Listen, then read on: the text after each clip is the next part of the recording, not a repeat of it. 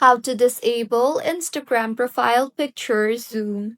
Hello everyone, I am Bishaka and welcome to our channel. Now let's get right into the tutorial.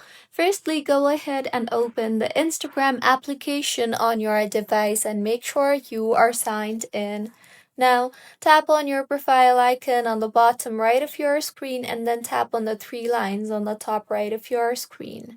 You will be led to the settings and privacy page of Instagram. So here tap on the account privacy option you see there, and in the interface that you will then be led to, you will see the allow profile picture expansion option. So go ahead and toggle off the toggle button for allow profile picture expansion, and this will stop others from tapping to zoom into your profile picture. And just in case if you do not see the option for allow profile picture expansion, then go ahead and open App Store on your device and tap on the search bar and search for Instagram, and make sure the Instagram app is updated to its latest version in order to be able to access all the features that Instagram has to offer.